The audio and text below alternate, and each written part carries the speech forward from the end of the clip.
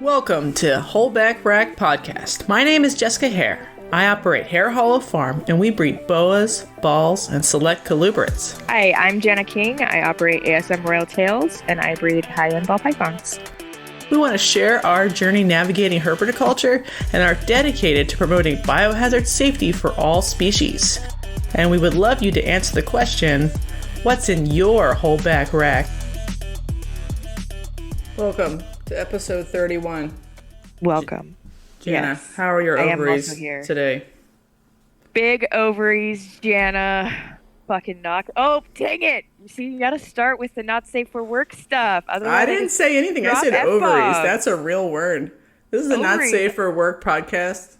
I know, but I just dropped the F-bomb again in the first 30 seconds. Well, it's staying in because that's your redeeming quality as a character in this podcast is that you say fuck right away. Immediately. Right away. I am conquering the fucking world is what's happening with my big ovaries. Sorry, that cat's back. That's the party cat. He comes in when something sexy happens and he slides right out. Jana, did you know that we got a 5-star review from Shane Kelly of Small Town Exotics? I still don't believe it. It's very nice of him.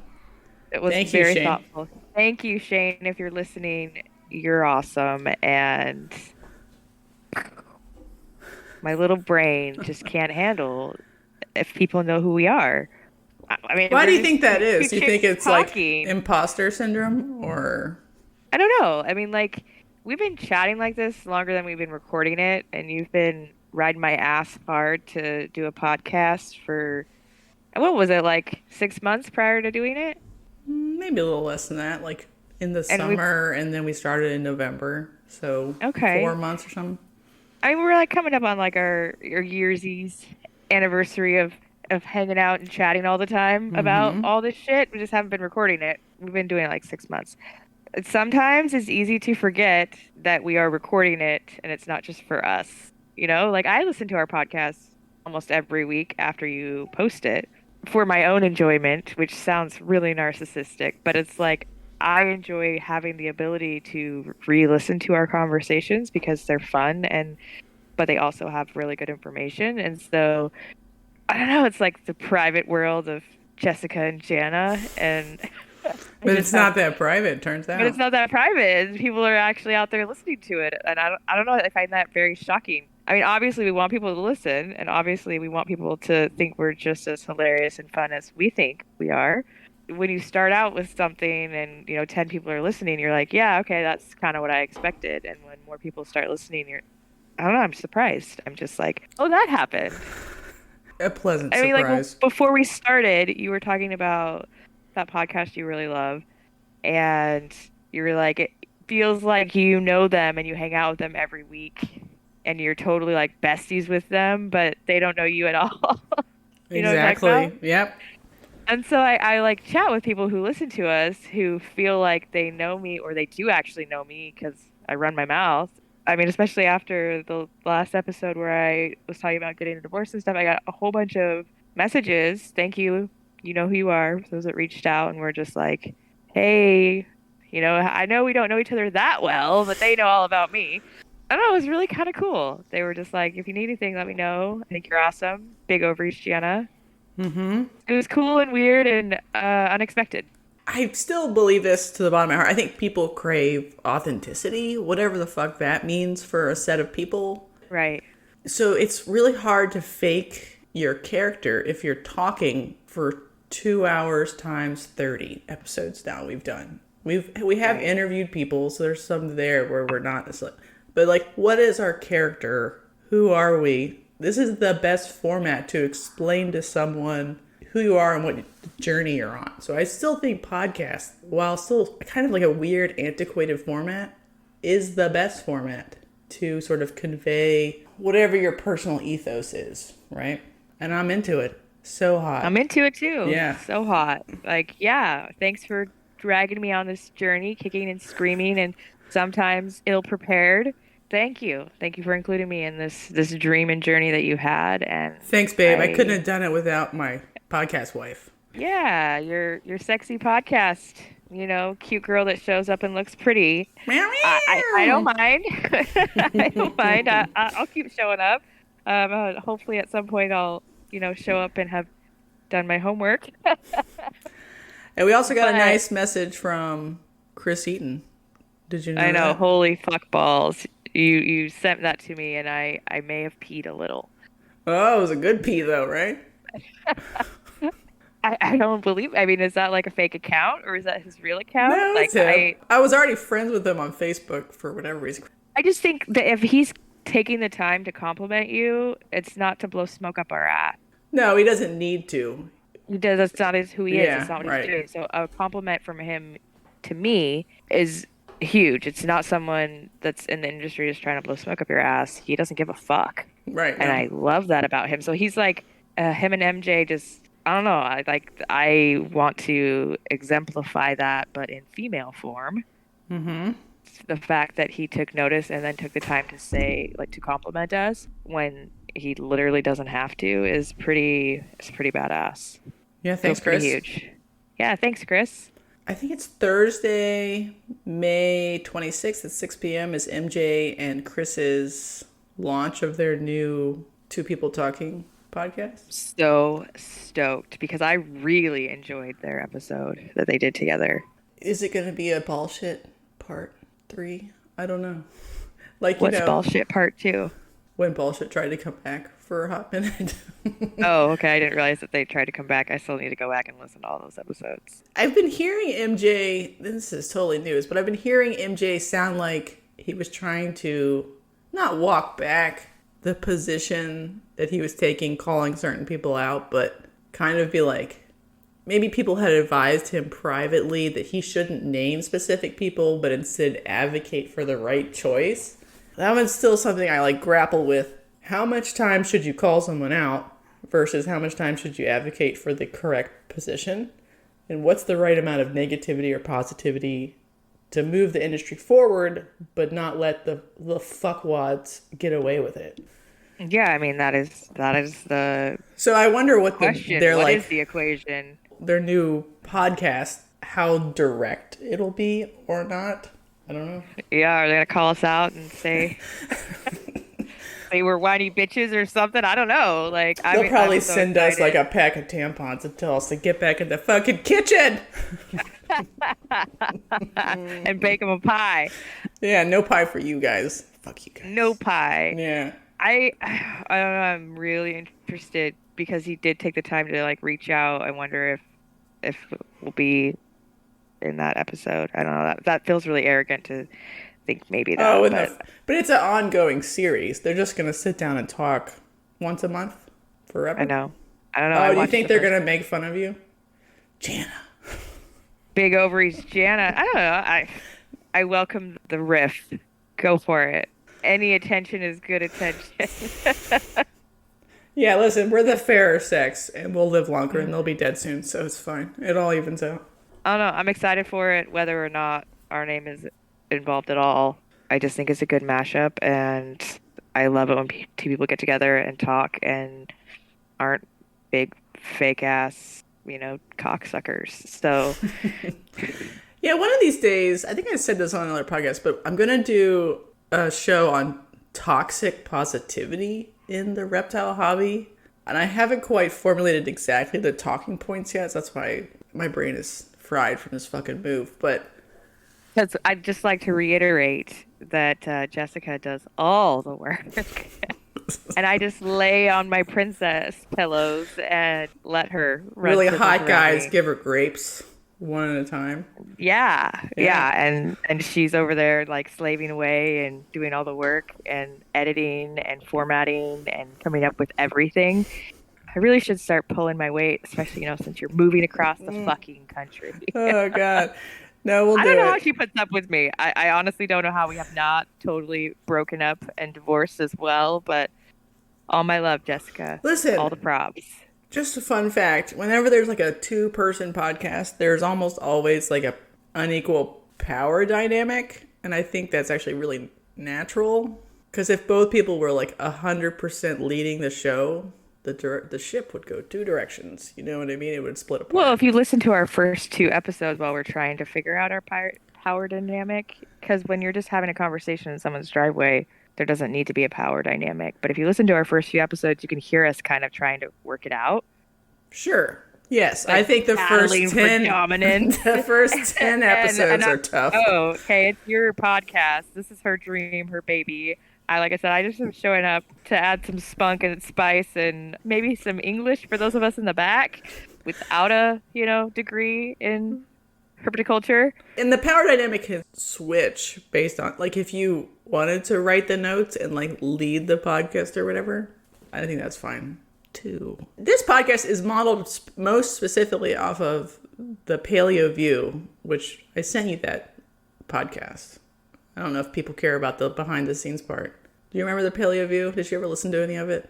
Nope. It's now called The Whole View. There's 2 women talking about nutrition, but they don't ever have guests. And one of them brings like a set of notes to talk about a specific topic, and the other one reacts to that. And that's just every episode. Okay. And that's what this is, basically. But with snakes. Jeez, and more penises. And more penises. There's always a penis talk. Mm-hmm. Every time. Are you ready for the most complicated quagmire of a discussion of all time? Worse than nidovirus. What? Worse. It's shorter, but it is worse. How is it worse? It's worse because the Boa genus, which used to be one species, was formerly the second largest range of any snake species. The first largest was the yellow-bellied sea snakes, and then it was Boa. So that means there are snakes all up and down Central and South America with completely different habitats, metabolisms, adult size, growth rate, and feeding habits. It's not a one-size-fits-all? No. So when you're like, let's feed boas, fuck me if there's actually like a really good answer every time. But these are like the generic answers most people will tell you most of the time. And that's what we're going to talk about today, is feeding boas. Also, a lot of people have big feelings about feeding boas. Some people are like, feelings. You're starving your boa, and some people are like, you're power feeding your boa, and there's like a middle ground. And I feel like I fall sort of in the middle, but I think both sides would assume I am torturing animals 100%. So I've tortured animals today, everybody. Let's just get that out of the way, move on, and we'll just talk about torturing animals in this way. The first point is boas don't have an off button like a ball python. They will eat forever and die. They will eat constantly. Very few boas go off feed for any reason, even being gravid or breeding. They will almost always eat all the time. So if your boa has any sort of anorexic tendencies, there's something wrong with your boa. It's not being a boa. Dying of arena. Yeah, probably.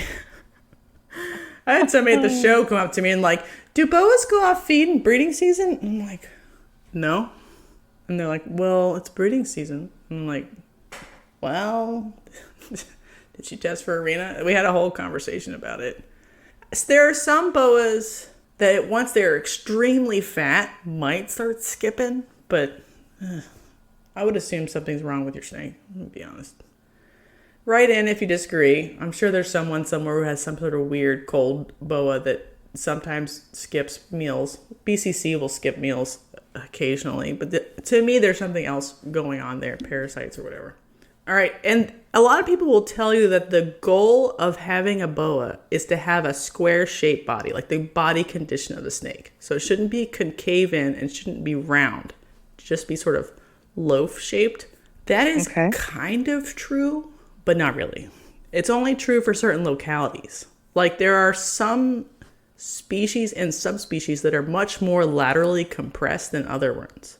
The artist formerly known as boa constrictor, which is now boa constrictor from the Amazon basin basically, are very laterally compressed and very tall, like their body shape. So you would want to look for square shapes in them to know if they're the right body condition. Sigma, Cancun, Imperator, and some of the other types, they aren't as square ever at any age. They're always a little rounder and a little squatter.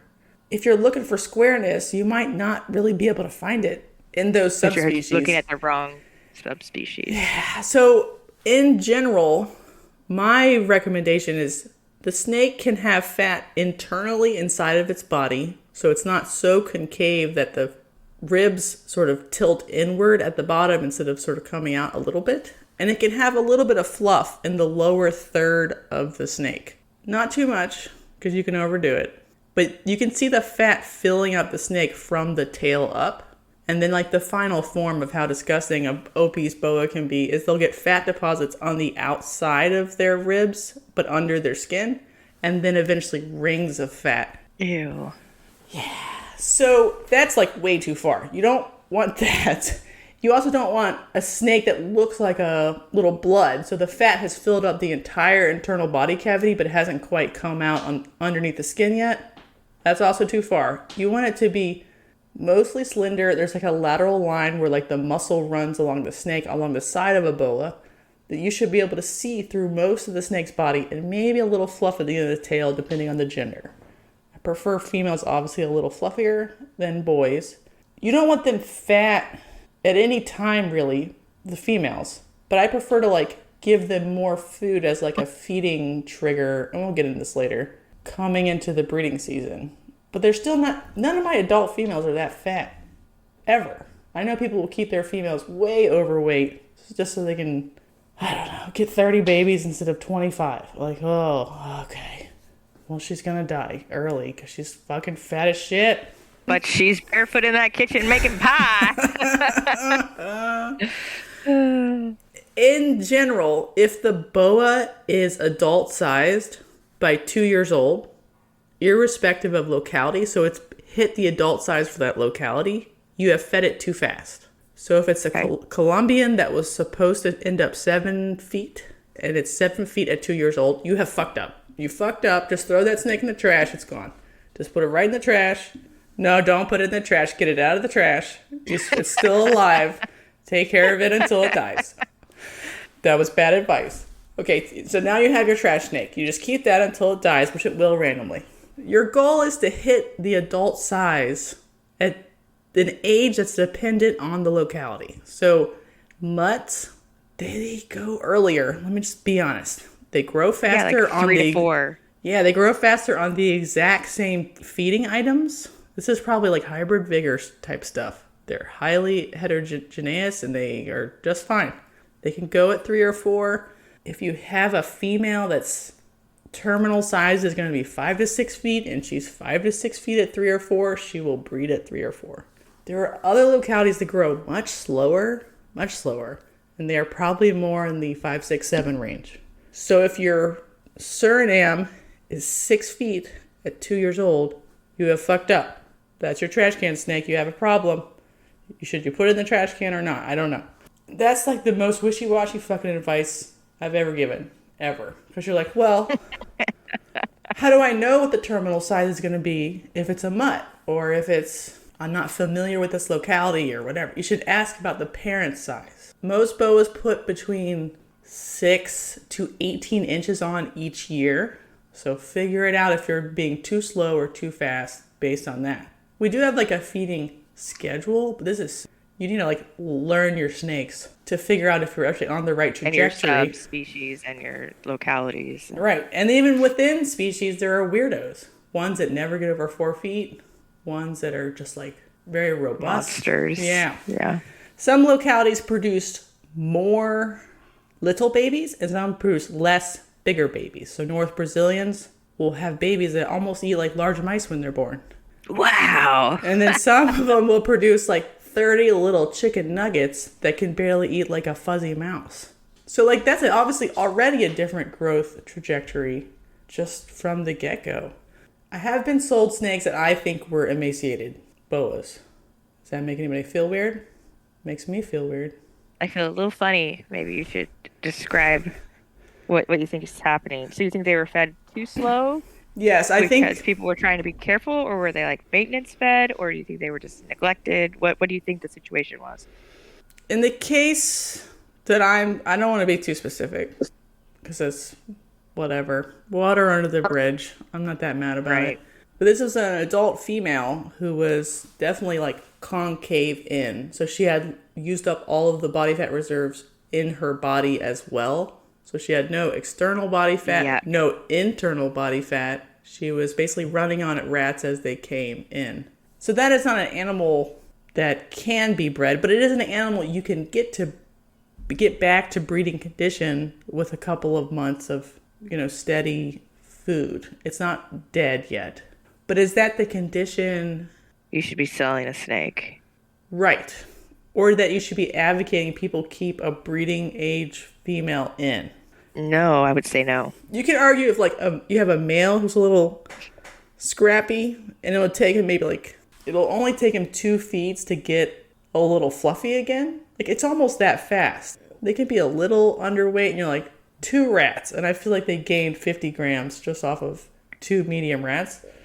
Yeah, I think that's fine. That's fine. But this female needed 6 jumbo rats, colossal rats, to just go back to a bread shape. I'm not going to die. Yeah, bread shape. So there's that. And then there's the maintenance feeding babies, which happens much more commonly in boas. So it's not just not fluffy. It's not enough extra calories to have at least 6 inches of growth per year, which would be the lower end of the growth. They don't grow at all. Jana, how often should we feed baby boas? Every 7 to 14 days. And now that is already controversial. Okay. Cooler and slower growing localities and subspecies, they need the 14-day schedule. Mm-hmm. So some people never feed any boa of any locality any more often than 14 days. That's amazing. Even the tiny little babies? Yep. Every single snake they have is 14 days. And I think for the most part that's fine. I don't do that though, because I want to present someone a snake at 3 or 4 months old that has some resilience to it. Right. If I've only fed it, if I've only fed it 3 times and then sold it at 3 or 4 months old, I'd have to keep everything until it's 6 months old, or something, right? Right. Let me go backwards in time. Let's go on a journey. Do you want to get in this time machine with me, Jana? I do. The year is 2001, A Snake Odyssey. This is how we fed boas in the early 2000s. They were fed every 7 days until they hit small rats. Doesn't matter what age they were when they hit small rats. They could have been 12 months, 18 months, 2 years. At that point, they went to 14 days. And then adults were fed based on need. So every 2 weeks for some and 3 weeks for others. That's still kind of what I do now. I just slow down the trajectory earlier. I'm probably technically a bad person for doing that, though. So, do you still want to be my friend if I have ever fed a boa every 7 days? Yes, I do. Okay, but thank you. That might make me lose some friends, so hopefully it's worth it. I do think we kept boas a little too fat at that time. So that's why the schedule makes a little more sense to me. Because by the time they got to small rats, they shoot up in size. So they would be 2 feet, 2.5, 3 feet by 12 months. And then almost 4.5 by the end of their second year, going into their third year. And then they're definitely 7, 8 feet by 3.5 years old. Yeah, no, so it's saying that's just a little too fast? Yeah. Yeah, for most. This is mutt talk here. Right. I would never have done that to a BCC anyway, but now we're back into the future. So that was a little too fast, but it was probably okay. And what some people advocate for still, but I think it's just a touch too fast. So those baby boas that you're selling for pets that you fed every 7 days, do you tell the person buying that for a pet to continue to feed them every 7 days, or do you tell them to switch to 14 days? Normally, there's a 7-day period, and then a 10-day period, and then a 14-day period. Most of mine are on 14 days by 6 months old. Okay. Yes, I tell them that, but if they don't believe me, I don't know what to do about it. As long as they don't stay on 7 days for the rest of the snake's life, it'll be okay. Yeah, if they do some sort of not 7 days, 10 days sometimes, 21 days sometimes. I just find that some of my older snakes, or the males and stuff that are going to pet homes, if I tell them, feed them every 2 or 3 weeks, they look at me like I'm an abusive, scary person. They don't No. like it. It's like they're like, no, I gotta offer them food right now, and I'm like, well, you can't offer them food for like 1 to 2 weeks after you get them anyway. Right. There's nothing wrong with feeding a boa, baby boa, every 14 days. So you could just save them the confusion of 7, 10, 14 and just be like 14. But since most vines sell when they're already on 14. So I would just tell them that and tell them to fuck off and go read a book. They don't need to be fed as much as we feed them, especially if they're not breeding them and they're not doing anything. I just find that people have trouble comprehending that their pet is only going to eat twice a month. You'd think they would like it. Cause it's much for some reason they're like, that's gotta be abuse or something. Oh God, yeah. I mean, like, no, that seems great. That might be some kind of abuse if that's what you did to a baby, and that's all you did is like barely feed it, but once a month or something, and really did maintenance feed it. But this isn't abuse now. These are old ass snakes, and they're fat. Yeah.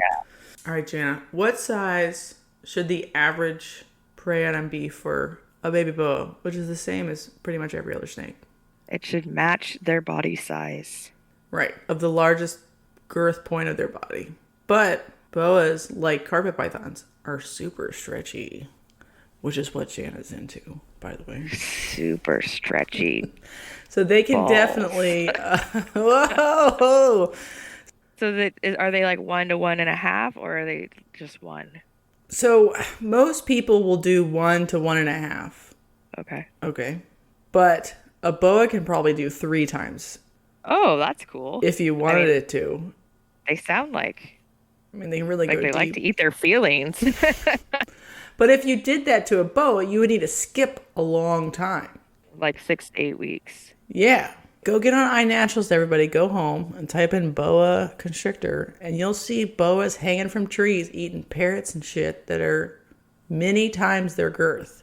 And it's totally normal for them to do that, but they don't go and eat the next week after they do that. You can choose to do that as part of like stochastic feeding.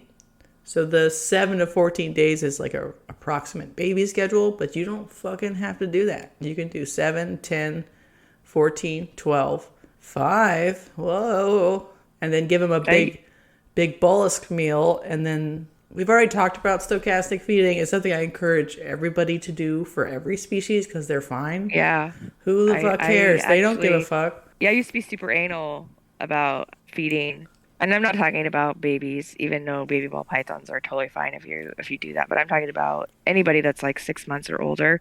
I used to be really anal about feeding them once a week, and now I do it way more cash, and they're not suffering for it. I actually find that I'm getting a better feeding response when it's a varied time frame. Mm-hmm. The ability to vary it, we've talked about this before, the schedule benefits for you, but also then you're like, okay, I'm coming in here with 20 feeder rats tonight. What are the 20 adults that are the most wanting it tonight? So this has benefits for like frozen thawed usage. Who's actually at the front of the tub and asking for it? Just feed them. Fuck off the other ones. Just skip them.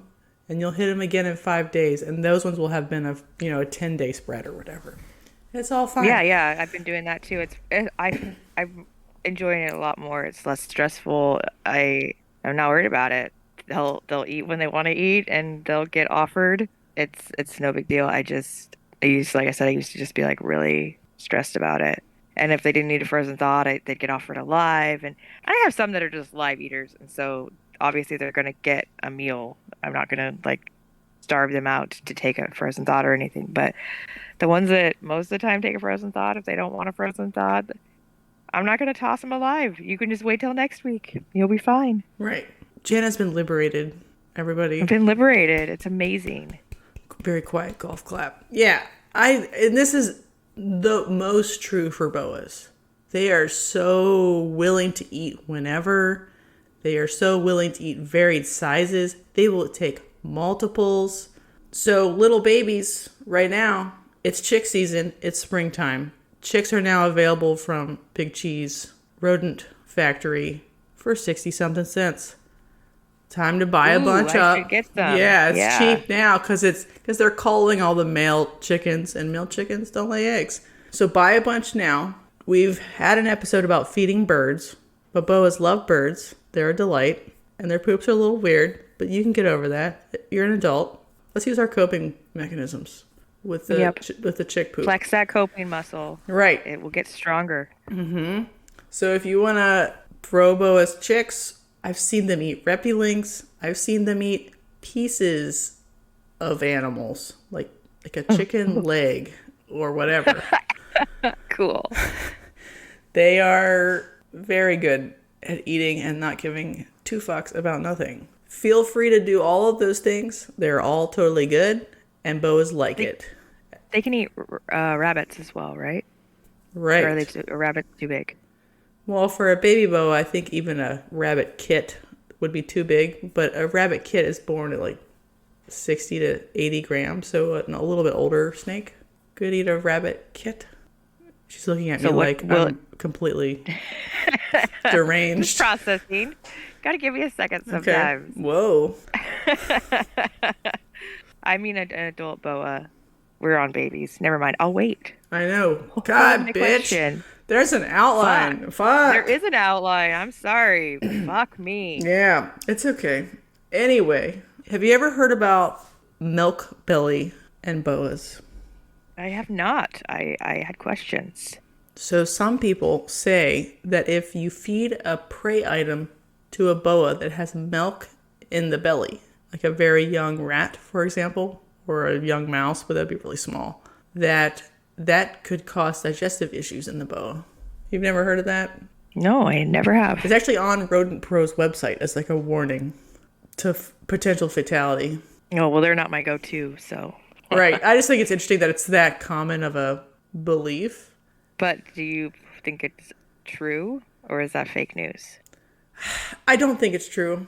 I still don't feed pinkies or fuzzy rats to boas particularly often because I don't understand anyone who says rats are more nutritious because an adult mouse is leaner than a pinky fuzzy.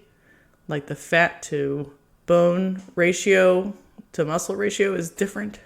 What possible reason is there for why a boa could not pass successfully lactose? Like, what possible reason? I just don't know. I have none, especially when it's like literally inside their prey item. And in the wild, it's not like they're going to be like, nope, you just came off the teat. Can't eat you. I think this is like a cover up for salmonella poisoning at boas. So salmonella in frozen feeders can kill snakes and can kill boas. And baby boas tend to be a little bit more sensitive to that. Baby boas will get big belly and like problems digesting because it's too fast. I can understand. Yeah, so I'm not blaming anybody, but I am a little bit. So you decide what you want to do with your snakes. But I do feed mice because I think it's just a more lean package for babies. A lot of them will start on frozen thawed. I was starting baby boas this week. 80% of them took frozen thawed off the bat. The other ones I'll go get a mouse hopper, and they'll probably be on frozen thawed next week. That's how good they are. I was going to say, don't most of them start on frozen thawed? Yep. They just don't care. They're just little monsters. Little beautiful monsters.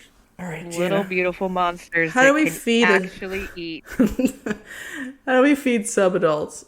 And this is stuff that's like 12 months to pick your year. Either 3 years if it's a locality that matures at 4 years, or 6 years if it's a locality that matures really late. But go ahead. Females, you'll keep on that 2-week schedule, sizing up appropriately as the snake grows. Males, you might do size control by bumping them up to 3 weeks. And you can definitely control the adult size by restricting food at this phase. Is that moral? Yes. Is it? It is. I mean, I do it all the time. So I do it all the time too, so don't tell me it's immoral or I've had people tell me it would be immoral to choose to not let the snake reach its full biological potential, basically, on purpose. Basically to that save happens rack naturally space. in the wild anyway. Yes, it would happen. Based on availability of feed. Not everybody gets to grow up and live a good life. Right, but are you a bad person? Nope. Okay. All right, moving on. Yeah, it is a somewhat moral question, because some people would be like, all of their male boas are 8 feet long or 7 feet long. Like the sexual dimorphism that exists in boas is not as pronounced in the wild as it is in captivity because we make it pronounced. In the wild, they're almost the same. They're very close. That's because they're gluttonous, opportunistic feeders. Right. So you can have like super small males and super big males, but in general, we have If you're going to house a over-enforced male the in a tendency. smaller bin, you should size control it so it's more comfortable in that bin. If Right. you're putting all your shit in giant vibs, by all means, please do not restrict its growth. But I think that if your plan is to keep the males in a bin size appropriate for a restricted growth male, then please restrict its growth so that it's comfortable in that bin. Mm-hmm. I That, think people to would me, be like, seems moral. morally, you shouldn't want it in a cage that couldn't hold its full biological potential. I'm obviously on team restrict growth here. I know you're playing devil's yeah. advocate like you always. I try. I do growth restriction. I don't do it hard, in my opinion. Some people are like, stop. And then like right when they hit 2.5 feet, they're like, you're not allowed to get any bigger. So they can fit in a 28 quart. I prefer a bigger male than that. One that'll fit comfortably in a V70. So he's 4 to 5 feet or something, you know. Yeah, I mean, I think it's funny when we're talking about like size restricting males because you're not a restrictor. So it's like it sounds terrible when you say it, but it's look at her snakes, guys. They're not teeny tiny. Right, but they're also not huge As big as the either. girls. And my Right. girls aren't that big either. I don't have any Even female your female- boas are not 8 feet. So like I could feed the fucking piss out of these females and have 9-footers if I wanted to torture them with food. And they would like it until they died. So my females are also not huge enormous either. So this is like a big debate in like the retic world. Is it really a dwarf, super dwarf? Or did you size restrict it? Or what's the real potential? These are plastic traits in snakes. You know what else is fucking plastic? Head size. If a boa has been overly fed way too fast, it'll start to do the pinhead thing, which happens in retics and berms. And for some reason doesn't happen in ball pythons at all. You're making a weird face. So have you heard of pinheading, I'm assuming? What? Jana. So pinheading is where you fed your snake every 7 days, your boa or your berm. And it's now 2.5, 3, this boa, and it's 8 feet long. The head Throw that one in the trash. Yeah, the head will be the size of a 1-year-old's head, and the body will be the size of a 8-foot snake. So it looks literally pinheaded. It has grown not proportionally. So you can always tell if someone is, even if it's now an adult, it can't fix the ratios back. Like it's 8 or something. It doesn't grow into it. Its head doesn't grow into its body. It's crazy. It's wild. That is really wild. That's how you know you've truly fucked up beyond all recognition. A really good head to body ratio is the sign of like a well-controlled growth trajectory. Although like there is variation there too. Some snakes are just born with like monster heads and they look like fucking gaboon vipers or something. Jana, can you breed a male boa that's a subadult? What do you think? You can.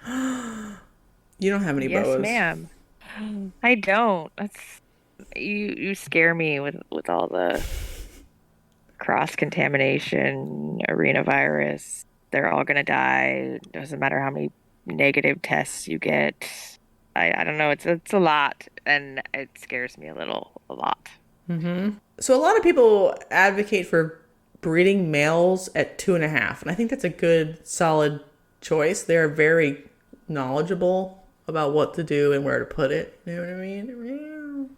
But they will definitely That's the difference between like breed. an 18-year-old boy or a 16-year-old boy and a 28-year-old or something, right?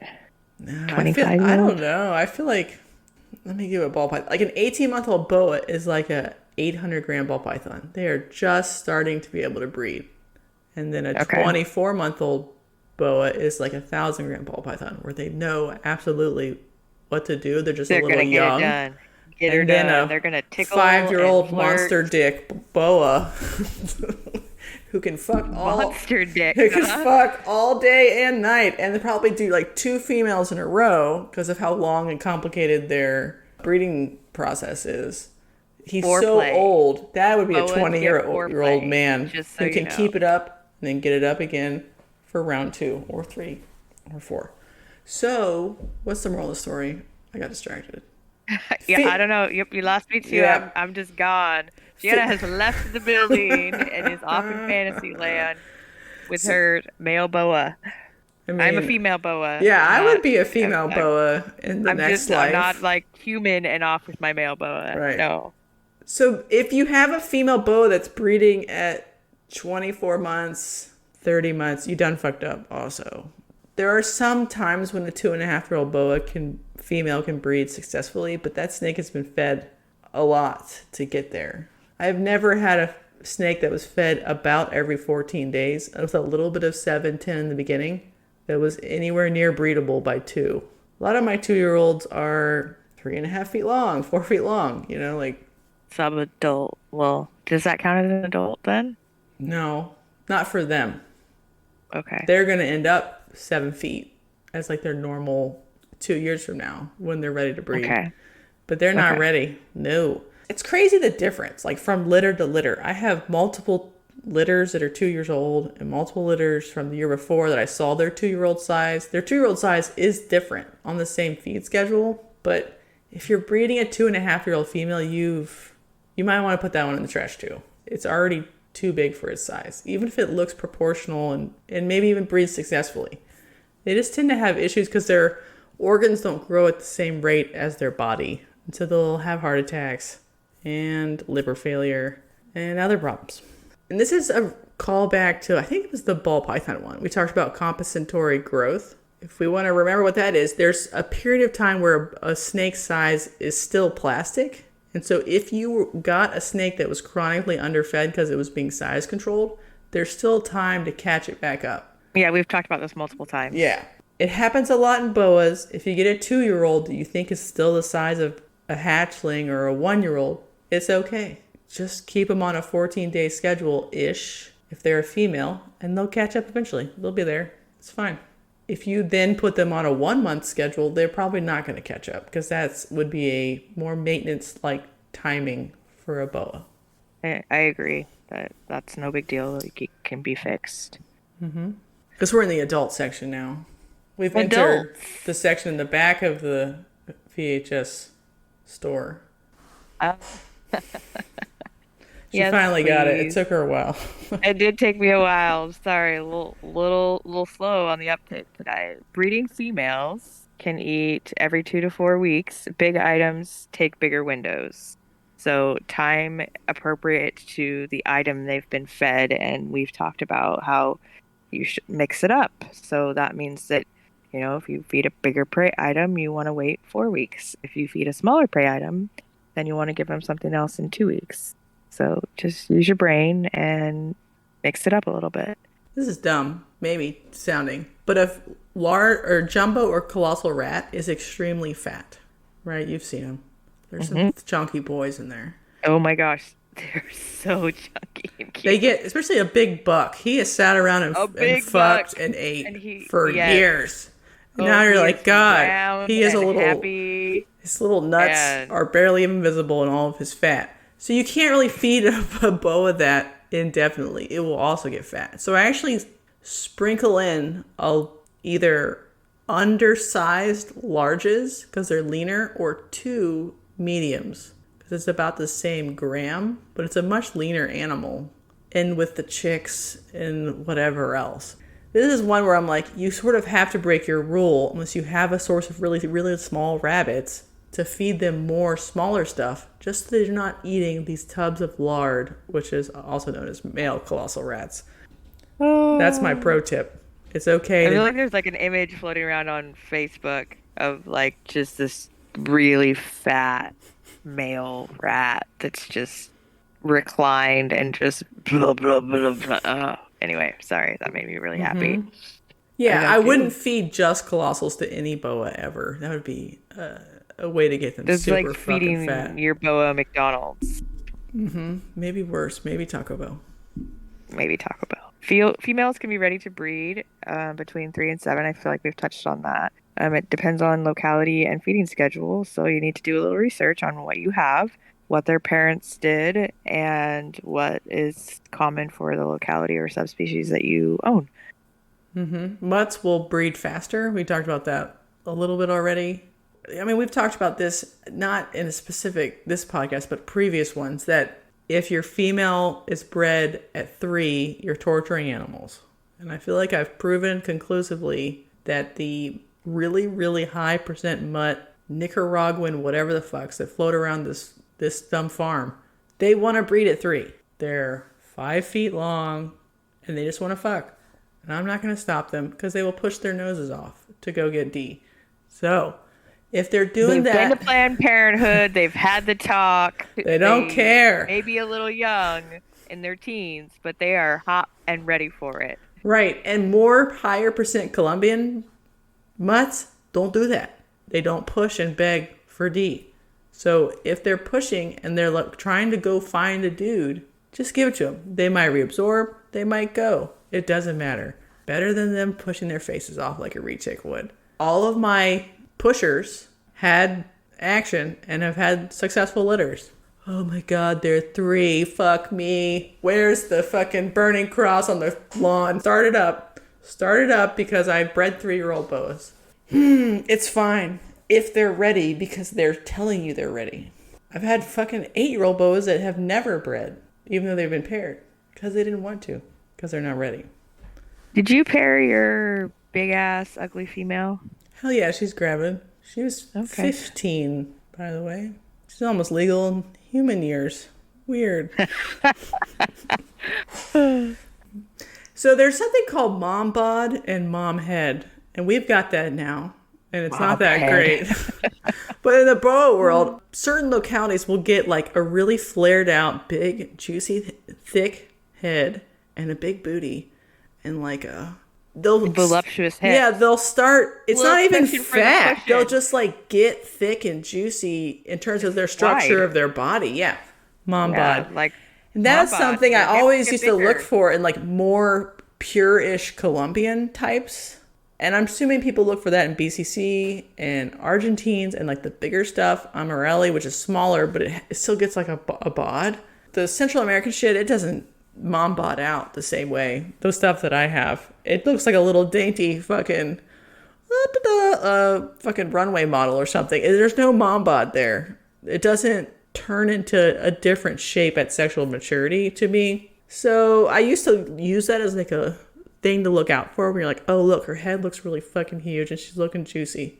No, Jana. So that's locality dependent. That would be a great measure, but it doesn't work for the little slender, sort of rounder locality boas.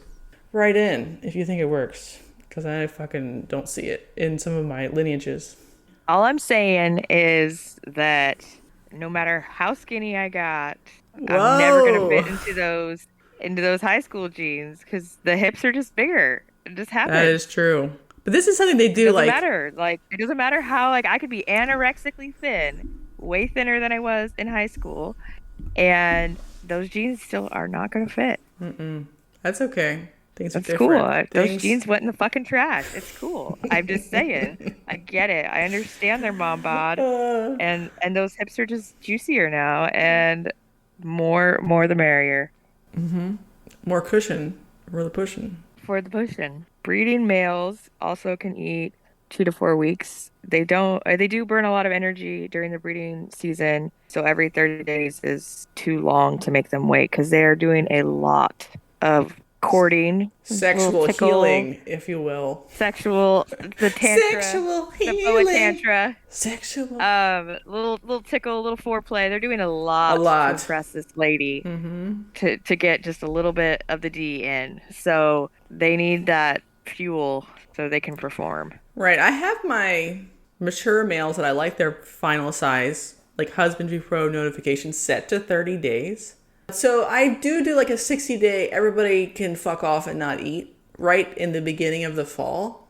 But that was preceded by about a 60-day like fluffing period where many of the adults are getting fed every 2 weeks instead of getting fed less frequently. Yeah, there's a follicular build up in the fall. We cut it off at around Halloween or so. We get a 60-day, like, you guys need to be doing it. And then I'll sprinkle in feed items based on body condition in that period. Sometimes the females don't get fed at all because they were like really pumped up to get going. And then after that, it's still about 30 days if they're done, but it might be 21 sometimes. It might be 14 sometimes. It might be... You take the male out when you feed them? Yes. Because with ball pythons, they only stay in for like a few days and you separate them and they obviously would eat separate. But with boas, they're like in the trenches doing their courting. Yeah, I do stuff. I do separate to feed, but some people feed boas the exact same schedule all winter long, like every 2 weeks still, and you don't need to do that. It's really based on body condition. If he was a big Would you male, ever feed one of a couple and not the other? Or do you always feed like a tank together? Even though they're separate physically, are you like, I'm going to feed this sort couple? of around the same time because I've already physically put on a set of gloves and I'm touching that container Right, yeah, of animals. biosecurity. Yeah, so like, does he get a meal and she just has to fucking suffer and smell the rat on him? Like, Well, I'm not going to let that D happen if he's smelling like a rat and I'm like, bitch, where's mine? Oh, fuck. So I don't usually put him back in right away. He gets a couple days to digest or whatever. So, and that doesn't like break up their little not courtship? Not really. I usually don't feed different sizes to different boas on the same night, if that makes any sense. Unless I happen to defrost it in preparation to be like, this pair gets fed. That rarely happens though. It's usually like, oh, okay. Anybody that gets a medium, here's 10 mediums. You better be a medium eater or fuck off. And then Got it. Okay. That happens, and then 5 days later, anybody that needed a jumbo gets a jumbo. So I'll keep the boys out until their counterpart gets something. I plan for her to be kind of fat right before they go into like the winter fasting season. So she doesn't need shit. Some of them don't eat at all for 60 days, depending on how juicy they are. If they're a little under conditioned, or if I want to force an ovulation, you can slap them with like a big meal and they're like, not only am I having sex, but I'm full of shit. I might just ovulate. This might be like, that might push him over the edge. Can we get that again? That is not my orgasm sound, by the way. That was a dramatic reenactment. I don't know. We may need to call Chris and confirm. Oh! The point is, that's my feeding paradigm. Other ones are probably okay, as long as you're not making obese snakes on accident. Some people don't feed at all for 3 months in the winter. I might feed a little bit based on condition. Some people like feed them exactly the same, but they're doing whatever, but they maybe don't. I will sometimes speed up the ratios in the summer because my room gets kind of hot and you can tell they're all getting squirrely because they're all sitting in front of their tubs too soon. It's because my room is hot. If it's running 84, their metabolism is 84. They'll need more food. This doesn't hurt them. It's just the circle of life. If the baseline metabolic rate is too fast, they need more food. This is true for ball pythons too. Like, you can tell if your room runs hot, you're like, oh, they're all starving to death.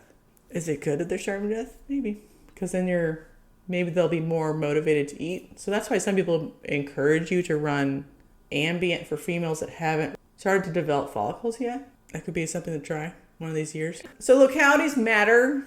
Your lineage matters. Specific animals matter because even within the same locality, animals act differently. Your room matters. All of that matters. It's hard. So it's fucking hard to tell someone how to feed a snake. Just don't make it fat. Don't make it pin-headed. And try not to kill it. Is that too much information? Is that the most succinct? And disease test it. Yeah. And disease test it. Most mutts are Colombian mutts, but the percentage of Nicaraguan in them seems to be going up in time compared to the snakes we had 20 years ago. So, is this a good thing or a bad thing in your opinion? It's a neutral thing. And the negatives are they're uglier, they are meaner. Benefits, they breed at a smaller size, and they have smaller babies and more of them, it seems like. So, oh, I understand why it's going up then, because that's beneficial for breeding. But why would you want a meaner, uglier snake? Indeed, you should ask Jeremy Stone. Indeed, we should. Mm-hmm. All right. I think we did it. I don't know if we covered it very well. There was way too much talk about all kinds of about tea nonsense in and there. tickle and But in general, most people are doing just fine with their boas by just watching them and feeding, about every 14 days, maybe a little more, maybe a little less, varying time and prey size, and just trying to not make them super fat. They'll grow up eventually and it'll be just fine. Everybody. yeah, A plus. try not to make them fat. If they're getting thicker, extend the time period for a while until they get thinner. If their body's starting to get bigger than their head, maybe do a little more research. Yeah, if they start to get pinheaded, you've already pushed them There's beyond. no way to course correct that. Usually. If it's not too bad. I've seen snakes that were 1 year old and were already 4 feet. So that means they had to have been fed every 7 days for the first year. Those snakes were not yet pinheaded. Oh, okay. So that one will be pinheaded if it's sort of fed the same into 2 years old. But it's already kind of fucked. I don't know if that snake has any sort of potential long-term damage because it's the size of a 2-year-old as a 1-year-old. So you can fix a snake that's been underfed, but you can't necessarily fix one that's been overfed in boas. Mm-hmm. And this is true in a lot of things that eat slow, like carpets and white lips and stuff like that. They expect themselves to be starving to death. And when it doesn't happen, they don't know how to handle themselves. No self-control. It's like Jana at a bodybuilding convention. We can't trust her. Where's she going to go? Who's she going to wander off with? You got to just put a GPS tracker on that shit. Otherwise, you won't know. I know. This is why we made chastity belts. That's okay.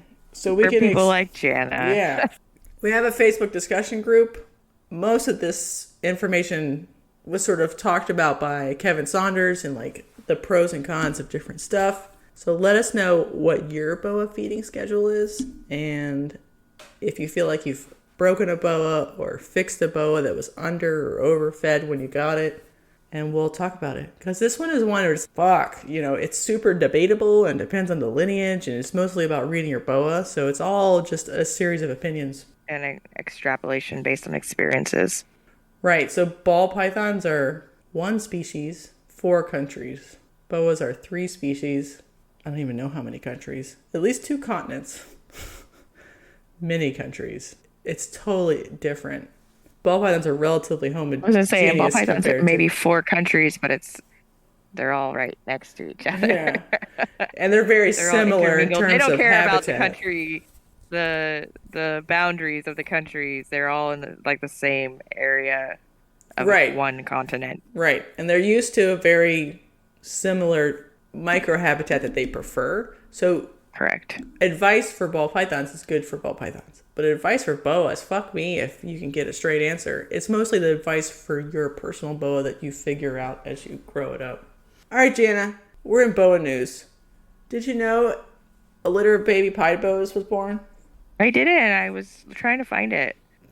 Was it on Instagram? It was on Facebook. That's why I couldn't find it. I was looking on Instagram. Constrictor Capital had a litter. And this is, I don't know the full details, but there are actually 2 pied boas found. One from the Sigma side and one from the Imperator side in Mexico. Maybe the other one was Honduran. I can't remember.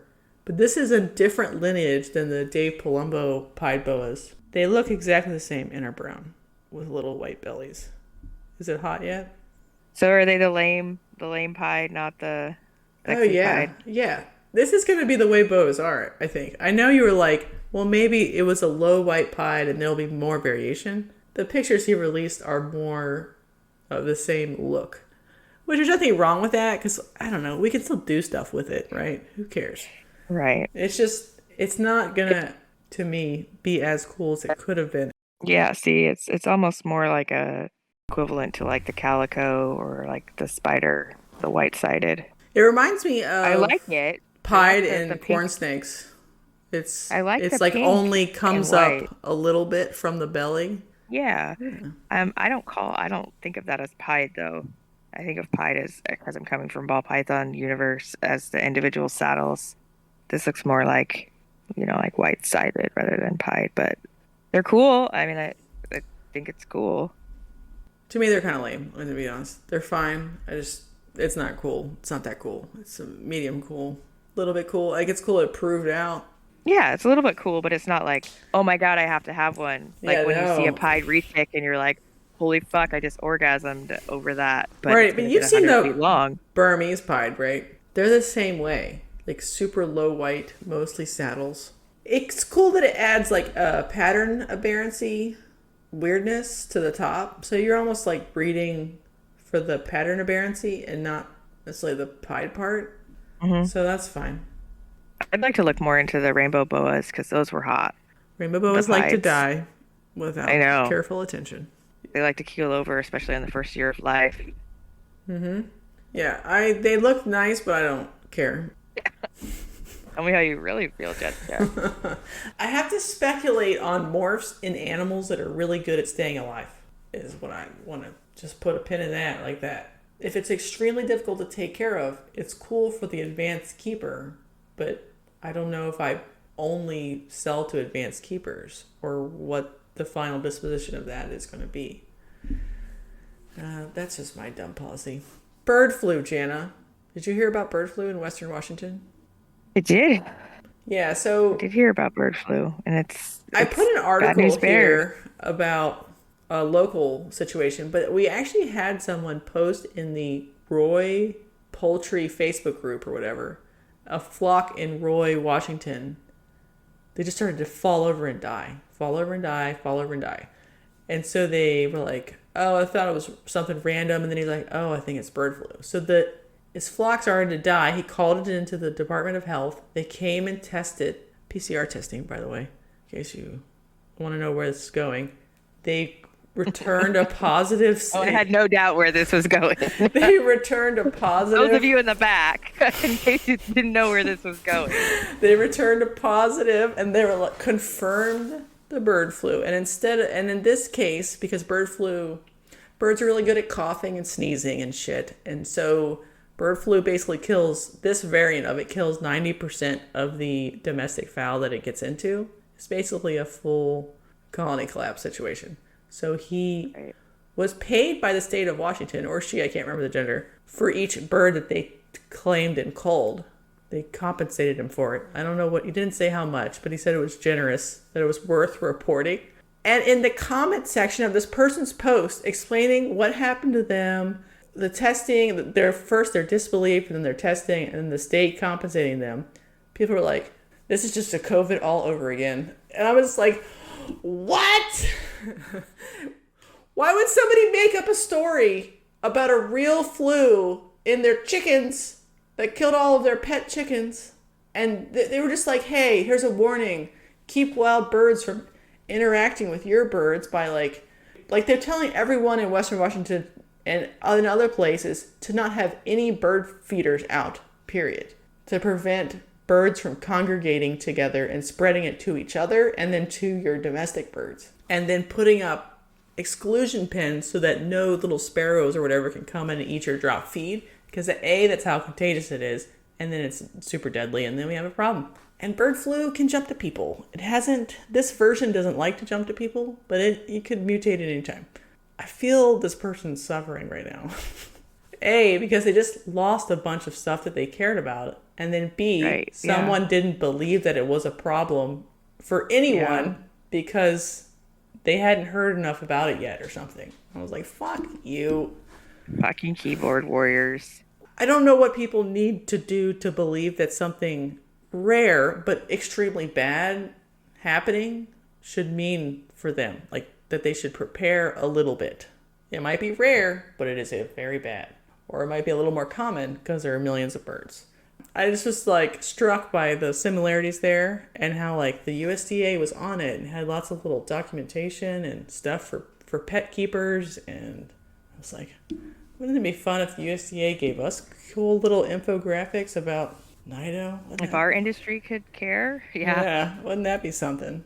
Wouldn't that be neat? If like an animal industry cared about a pandemic exposure of a deadly non-treatable disease? Weird. Also, there was a rabbit hemorrhagic fever reported. I think it was in eastern Washington.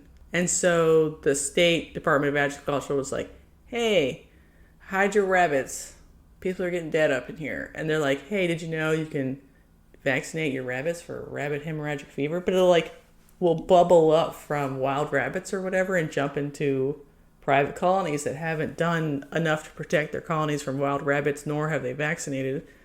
And then we have a quarantine risk. And they talked about bleach your boots between farms and all the other normal shit that we talk about anyway. But it was totally normal in these hobbies for them to talk about it in a way that actually made any kind of fucking sense. It wasn't like a fucking mystery or taboo.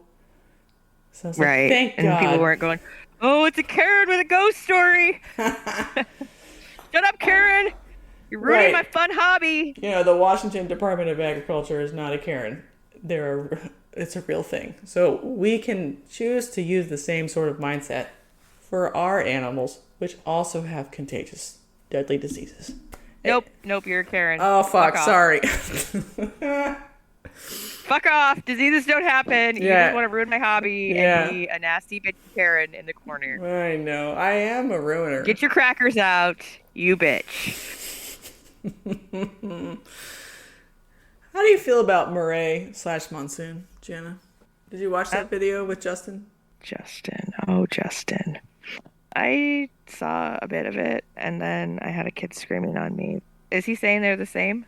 Mm-hmm. He made a stranger Moray Monsoon, and he showed it. I think he might have put that on Instagram before, but then he officially he has, did the reveal of the leopard Mojave Monsoon. Remember I said he cut it and he hit it a couple weeks ago? I only mentioned this because we were following up on the Patreon sort of behind the scenes that they finally... I feel like we touched on this a little bit before. Let's just reflect on Monsoon mostly. I like it a lot. Okay.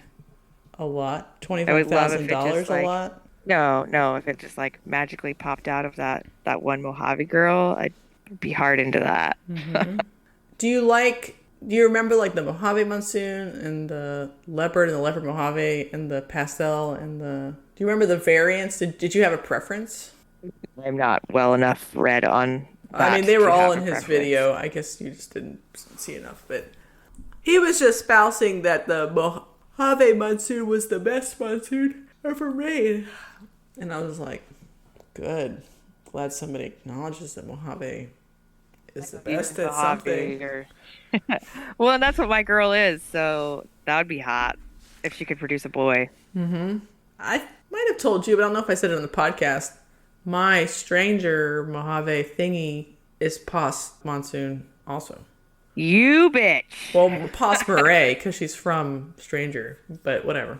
I know, wouldn't that be fucking wild? That would blow all your shit up. That would be crazy.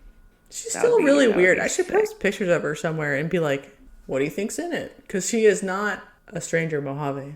No, she's definitely more than that. Mm-hmm. I just don't know what the rest of it is. That's hot. Is she a good little eater? Is she getting big?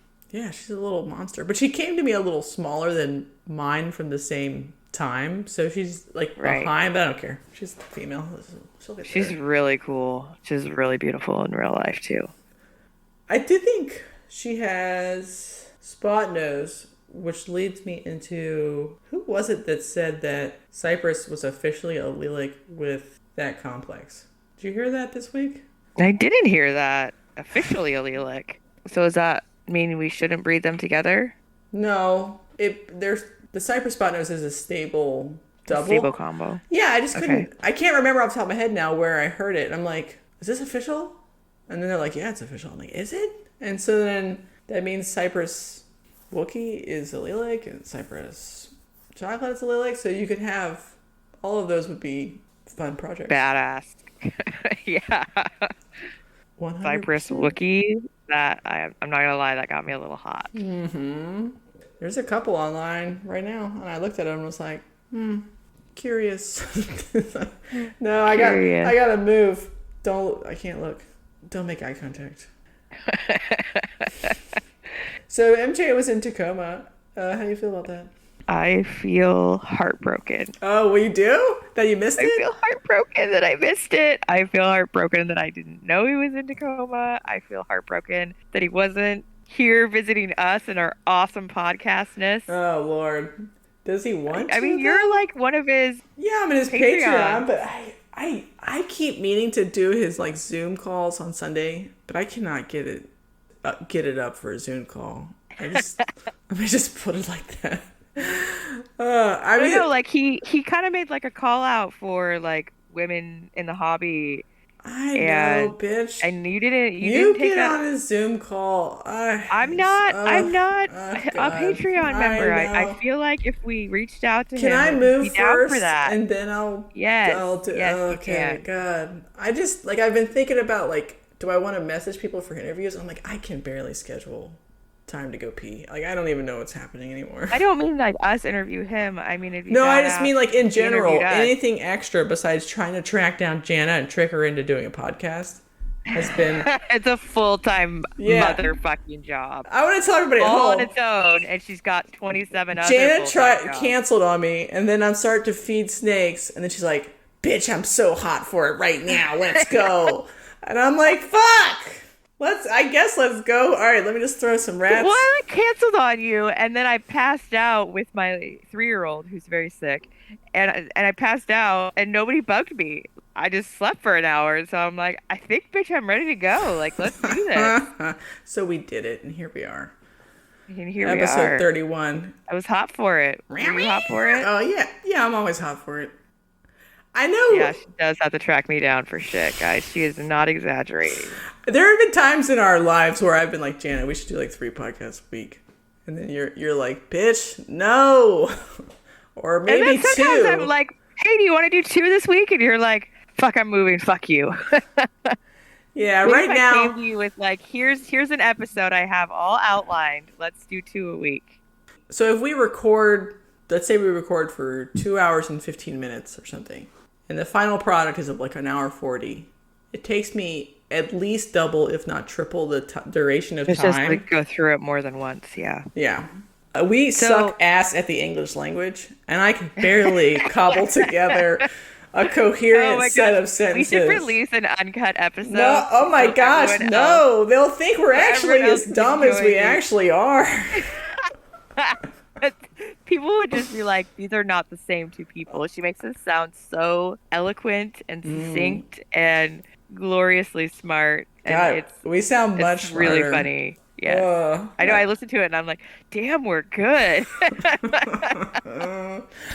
It's all no, I think fucking it might be lie. fun if we did like a scripted one and then one like off the cuff every week once you move. I was thinking about doing like it's just fucking StreamYard straight to YouTube, just like like a Friday night daiquiri and fucking chit chat, and then like the scripted one would be earlier. That'd be fine. Like the snakes and stogies, but like chicks and our things because we don't chicks and dicks, stogies, chicks and dicks. You know, I just think it would be fun if we did something that was just real off the cuff and raw. I think people would enjoy that. Like hoped we would get there. Like maybe the structured portion of the podcast would become shorter, and then the extra episode would be more chatty in the news or whatever. Do you think we have enough people listening that we could do like, I don't know, like a once a month live with like they can comment and we can like who cares? We'll just talk to each other and drink. It literally doesn't matter if you're there. We'll still be drinking and talking. You know what I mean? I just think that we're starting to get to like where we can almost get away with that kind of stuff, and I think we have always been able to get away with it. It's more like, can you and I agree to the same time to do it live, and then know it's that time in advance and to announce it and stick to it? That's been the biggest stumbling block to me. And what she means is, Jana, stick to it. Well, you have like 400 kids or so. I don't know where you keep them all or how you feed them. Yeah. I mean, we've had like the same, like one cool dude in the Philippines in Las Piñas. I see you, dude or dudette. I love you. So we have regulars all the time. So if we wanted to do it live and we promoted it appropriately, shout out and talk to people in the chat. So if you made it this far into the podcast and you're a regular and you haven't joined our Facebook group, go join our Facebook group and let us know if you want it live. She's going to get mad and edit that all out. Because I'm not. Going off the cut. You should join the Facebook group because that's where we're going to post stuff from the episode so people can react to it or to get ready for an episode or whatever. That's probably the best place. The Facebook page, you can like it, and on there it'll be a little more formal. It'll just be posting, like, here's the new episode, or guest announcements, stuff like that. But if you want to talk shit about stupid snakes, join the harem. It doesn't cost anything, and nobody gives a fuck. And you can post your own snakes. I don't give a shit. It's just a fun place where it's safe for talking about snakes with 2 penises, or maybe 1 penis. Depends on what happened to him. Yeah, depends on what he's been through. And the Discord is even more hardcore, but I know it's not everybody's cup of tea. So that's all the difference between those two. All right, so the Hamm show. Do you know the Hamm show in Europe? Nope, didn't know about the Hamm show in Europe till you put that there. Okay, there aren't very many shows in Europe. There are very few, and they're very big, and it's like everybody goes there, and it's like the one thing everybody does, because they just don't have the same sort of show network we do in the United States. But some of our European friends in the Discord posted that the Hamm show was going to release a list of problematic snake and lizard morphs that will no longer be allowed to be sold at the Hamm show across many species. You remember the IHS sort of rule for the IHS show that they couldn't have enigma, leopard geckos, spiders, and I do remember jags, that, yes. or whatever. But it excluded a lot of species and morphs, problematic morphs. So I guess I was just like, God, how are they going to figure out the right amount of things that are severely affected, severely enough to put on the list to not piss everybody off? Well, people seem pissed off. When I looked at the thing, wasn't there like a show that was like, fuck off, we're going to drop you? Or show? Was it a show or was it just a vendor? No, the entire the show itself will not allow any of the vendors to bring a list of morphs that they have predetermined to be problematic. Right, and then they updated it and said that the too many vendors. Co-organizer of the Verona Stock Exchange asked me to remove their event from the list. It's like a whole event was like, fuck off. Okay, from their little group thing. Yes. Yeah, I didn't follow up on it too much, let me be honest. What I want to talk about was like, I'm willing to say like spider and scoria are too much for me, but there are like in between problematic animals that aren't too much for me. So, you know, like what if blackhead was on there? Blackhead's not too much for me. Right. But it could be on there to them. And then I'd be like, that's too far. But like, what does my opinion mean? I don't know. If they were going to have like a personal limit, they should have just already known what the ones they were most offended by to begin with and just made the list. And then let people react from there. Sort of announcing a list but not knowing what was on it is a little bit more confusing. I do think that there has to be some kind of consensus of when it's too far.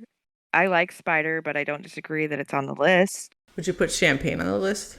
I wouldn't. Yeah, I wouldn't either. But I could see how someone would. There needs to be like a consensus and then maybe like a lead-in time. Like in the next 6 months or the next year, we're going to ban this or whatever. So you can't just off the cuff decide this shit and then expect it to not impact your vendors.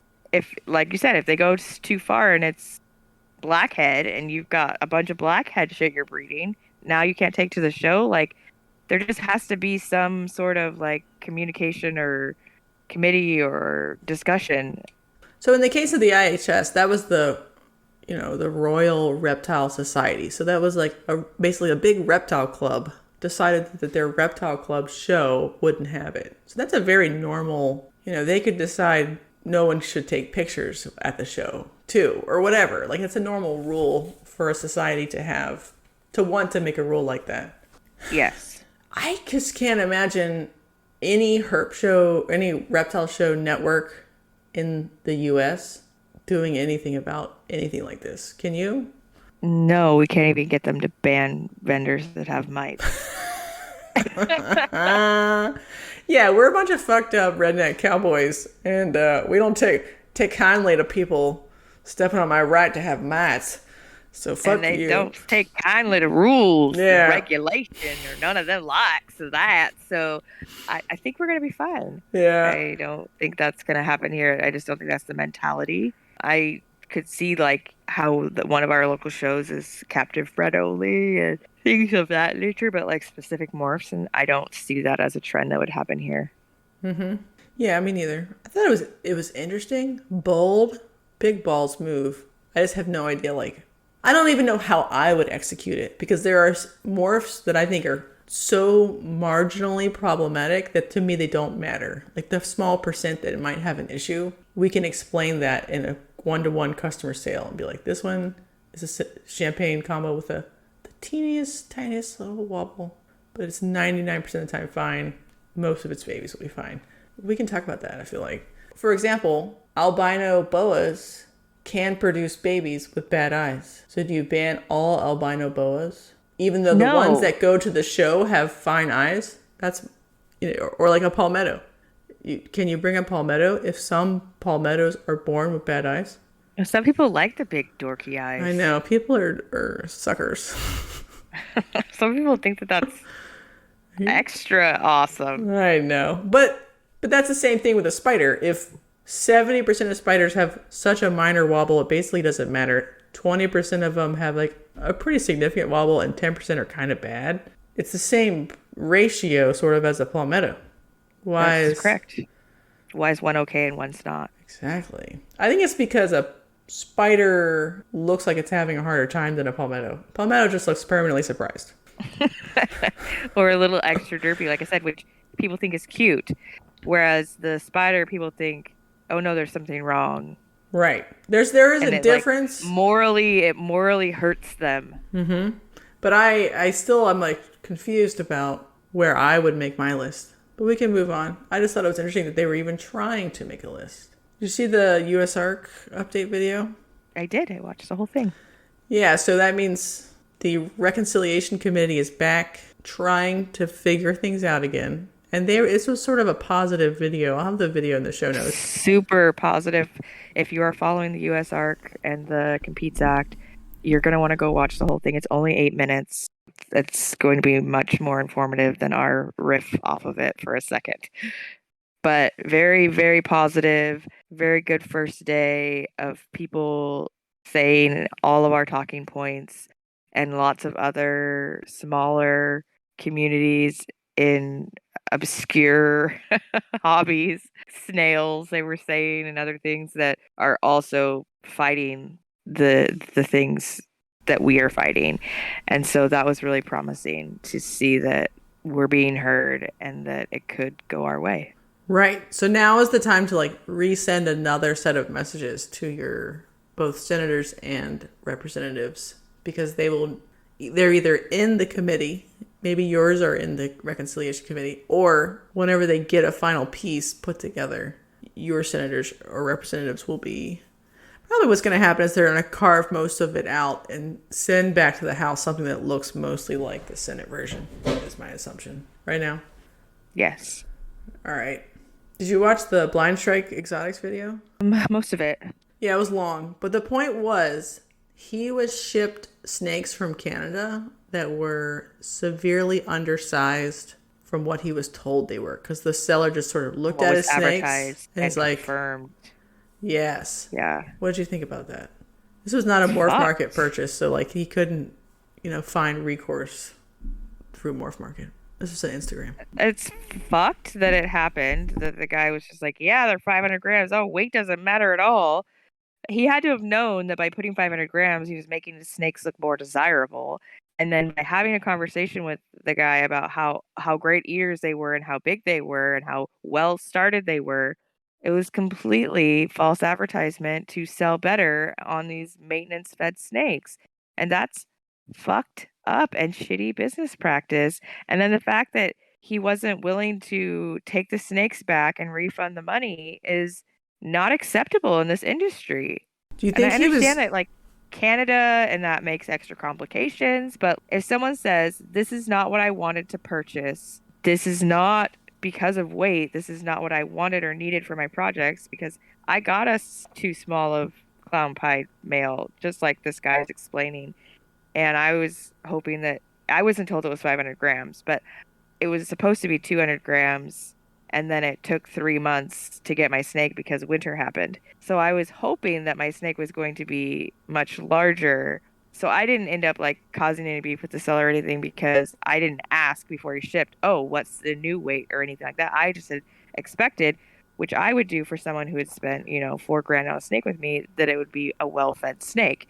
And so that was disappointing for me. But he was literally told a weight that was like almost 2/3 more than what the snake actually weighed. And now there isn't time to catch this snake up for next season, which is just around the corner. I mean, maybe if you paired it in like December.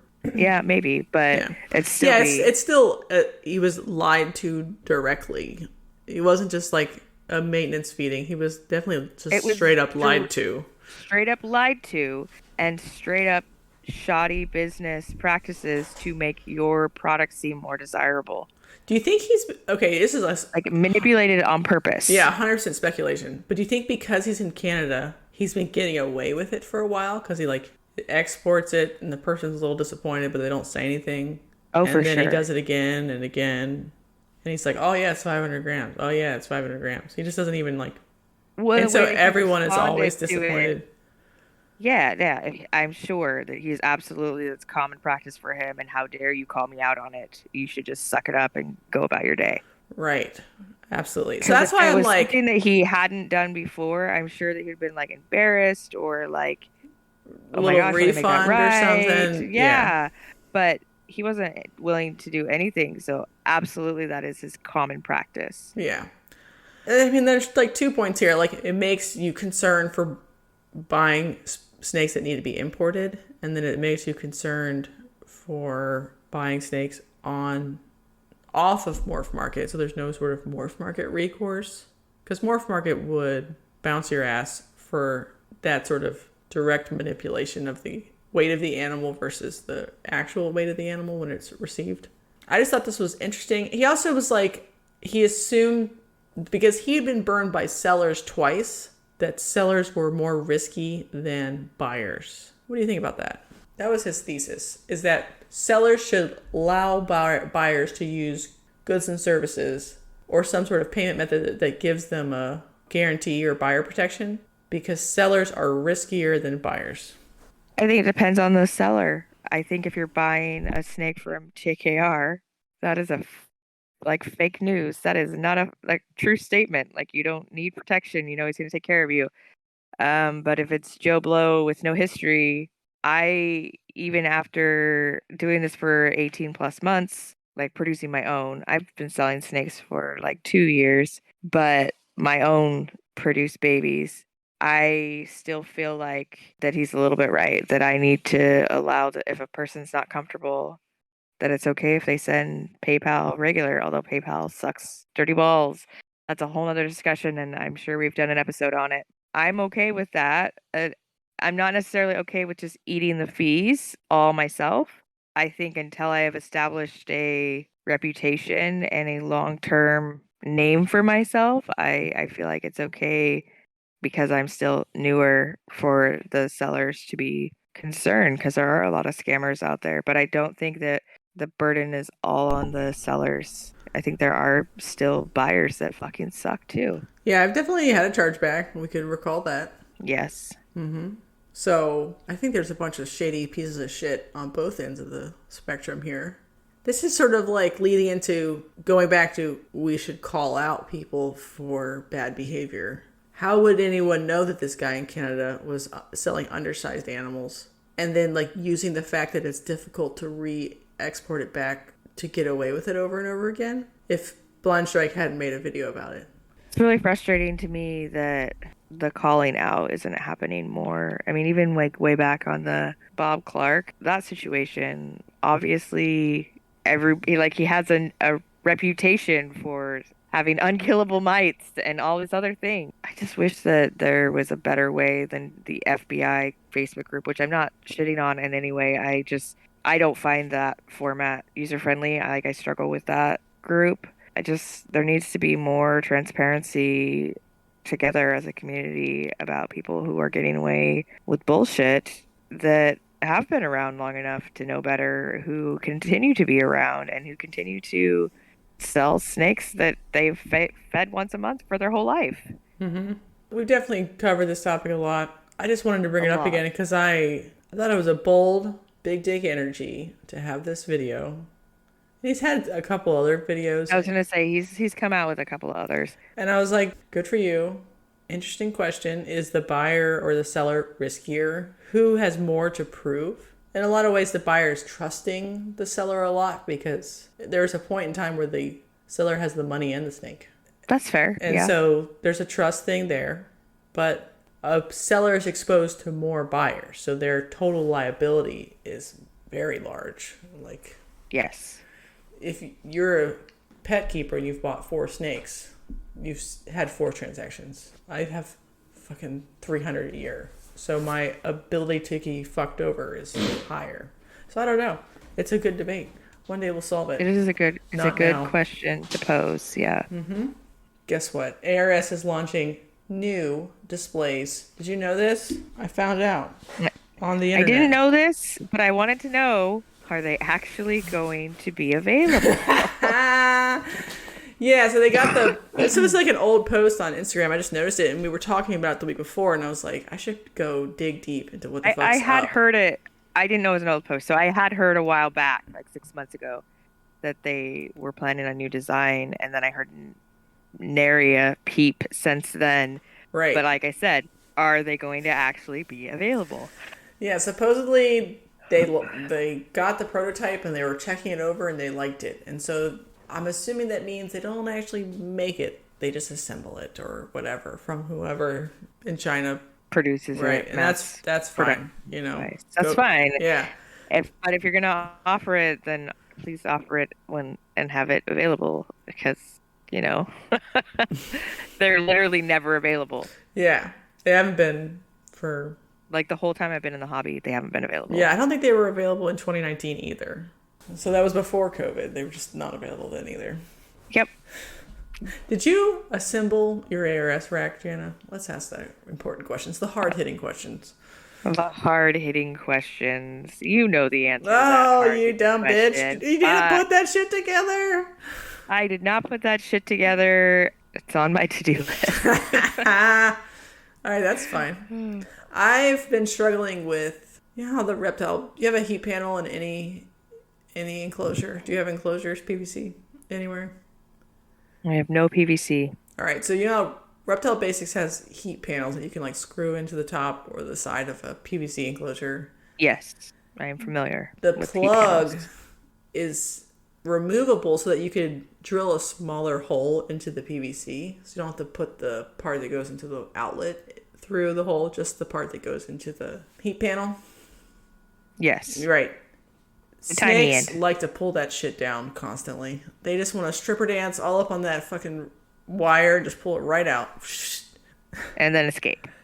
No, the hole's not that big. I'm talking like big. I have a big boa who has a big 120 watt heat panel in her 6-foot cage, that enclosure. She's been pulling her cable out basically every day. It's like a new thing we do. Somebody write in and give me like tips for the best way to attach it up there better. And then I was just so tired of it. I'm like, Chris, we need to buy a smaller cage for the snake with just some like under tank flex watt. And I'm going to put her ass in a smaller cage. She's being demoted until she can sort her shit out. Maybe she's hot. Maybe she's having hot flashes and she doesn't actually want any heat. But she's gravid, so she needs heat. I think she wants to get close to the heat. And so she's like, I want to touch it. And then she'll pull it out right as it warms up each night. It's so dumb. But the moral of that story is Reptile Basics, instead of just being like always out of stock, they will put cages in stock when they have them. They don't have it like permanently up. Yeah, they started doing that a couple months ago. Yeah. I actually like that better. Yeah, so I bought 2 a couple months ago of the new style, and they're pretty good. And there just happened to be a 4-foot by 18-inch tall one. And I was like, oh my God, I'm just going to buy that and put her in it just so she doesn't kill her babies by not having heat on and off every day randomly. Because she would be like 74 degrees. And I'm like, what the fuck did you... Because it's a big cage. It's close to the floor. So I have another cage. You can't move it to like the side so she can be like next to it? I don't know. I'm just tired of her shit. Can I just say that out loud? Yeah, that's fine. I Because mean, I have to pregnant go bitches like be crawl my be ass in there. obnoxious. Yeah, I'm either gonna sell that cage because Well, and then like there's biosecurity. So if you got to crawl in and plug that shit in, do you have to go right, back in your house and right. My ass shower? is. Do you I need have to anything to like do with force her ball pythons? to be cold all day long and then do it at the end of the night. Is that fucked up? So it's Yeah. been like a pain in my No, ass. it's a big ordeal because you have specific order of operations in which you can deal with your various Right, species and of if snakes. I'm And so laying in the if you're boa's literally cage, fucking with a boa and plugging shit in, like you're ruined. right, You're done right. though in that whole You building. gotta delouse your whole body. Yeah, Yeah. it's a real pain in the dick. So I bought a cage as like a fucking Hail Mary. Like, you need heat, you're going to die. I could And give you that don't have any of cage. the big boa drawers or anything? No, not yet. One of these days I will. They're really expensive too. Yeah, they're fucking really expensive. Right, They're like a Viv, but you have to buy 10 of them at once. right.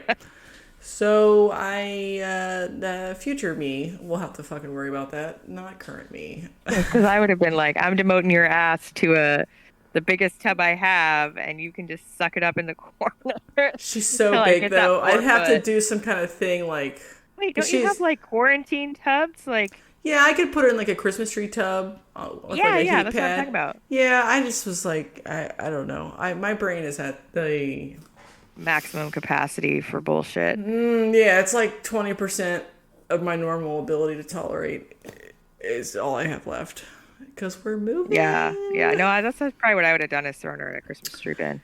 Do you want to buy a farm in Yelm, Jana? No, no, I don't. But, Are you you know, sure? I'm not sure. Are you going to say what it's selling for? $495,000 can buy you the white trash Riviera of your dreams. Think about the benefits. I mean, like, really? I would. It's an awesome space to have a ball python facility because I no longer have a significant other and I have no car hobby. What's he doing with all his cars? Just keep it up.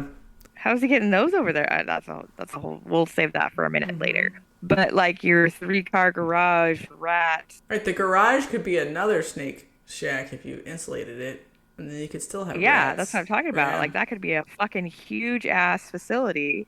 And then your other one that you're using as your facility right now could be like colubrids and stuff or babies and or colubrids. babies. And I mean, like, it's fucking set up so cool.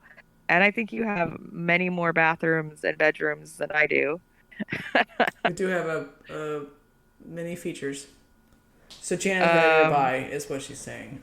Think of the benefits. yeah, I'm ready to buy, except for that I'm signed up for. How far are you from Tacoma? Like 45 minutes. Depends on where in Tacoma. Like I'm if signed you're up for school in Tacoma.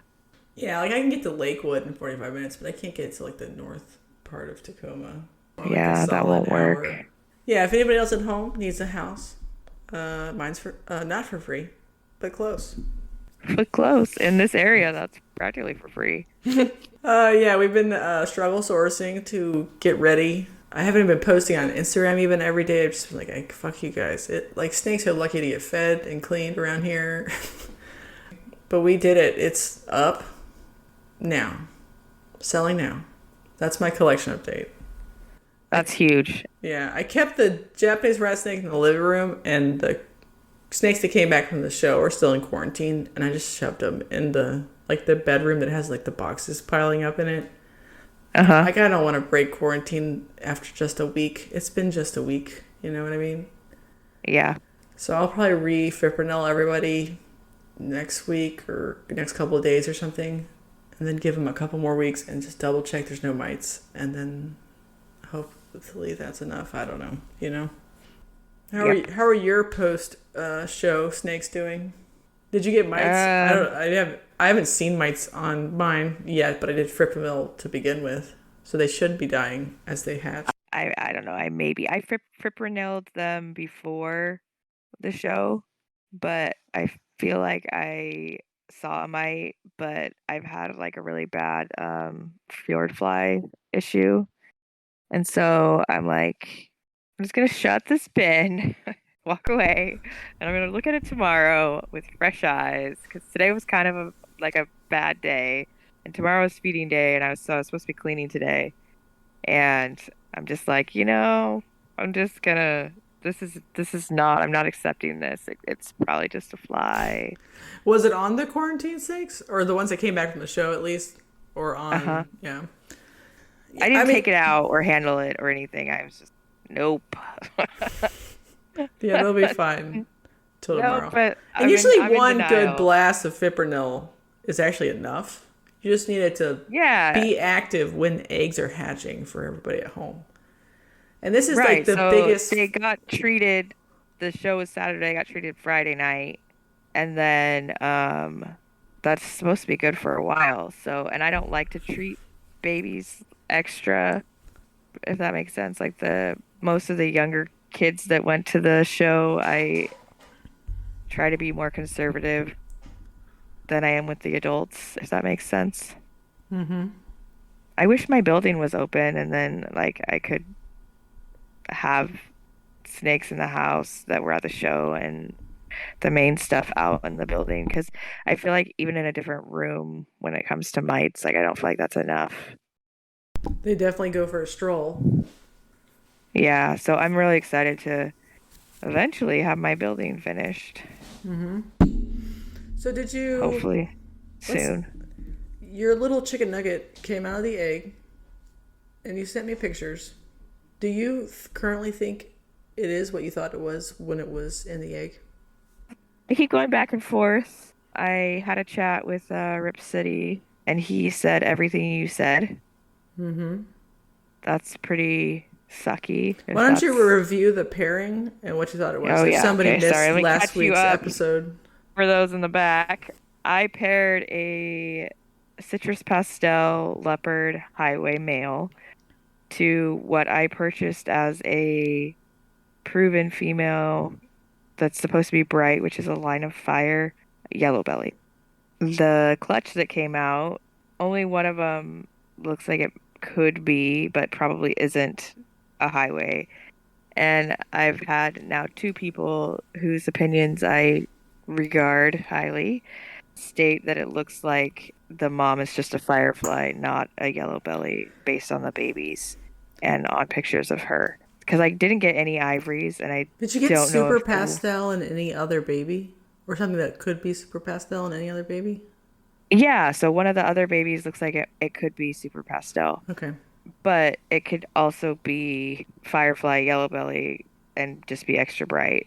I don't know, we'll wait and see how they shut out, but I think she looks a lot like her dad, the pastel Leo highway. You I'm gonna do take some think more that? pictures. Did you see the picture I Yeah, sent of her I dad? don't You think don't she think it looks looks like it at anything? all. Oh, okay. Well, I think she looks like then a I'm just an leopard idiot. Yeah, okay. with either fire pastel or super pastel. Maybe no fire. That part's hard because it kind of makes the same look. Yeah, I won't be able to tell if she has fire until I breed her. All these pictures are on Jana's Instagram. By the way, if people want like a little bit of context, it's just an interesting mystery that Right. Jana got screwed over by a firefly again.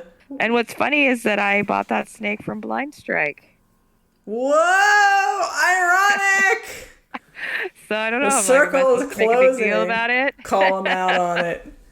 Well, and he like charged me extra because he knew I was in the Bright Project. I paid an obscene amount of money for a fucking firefly, if she's a firefly. So it's pretty irritating. Actually, I'm actually real fired up about it. I'm waiting for them to shed, and I am keeping the girl no matter what she ends up being Does he have a clutch of hers on his YouTube? on his YouTube. Yeah. Like that you could see that she made an ivory or highway No, from so his she pairing? didn't. She had Okay. 4 eggs. I had questioned at that time that she possibly could have pastel, and I asked him if he thought one of his babies was a super pastel, and he didn't agree with me. And her babies hatched after I had already purchased her and received her, if that makes sense. But he had only had her for one season. Correct. All right, this context probably doesn't matter. I just was curious. Yeah, okay. Well, I might go watch the video for fun. for fun. You don't have 5,000 other things that you're doing.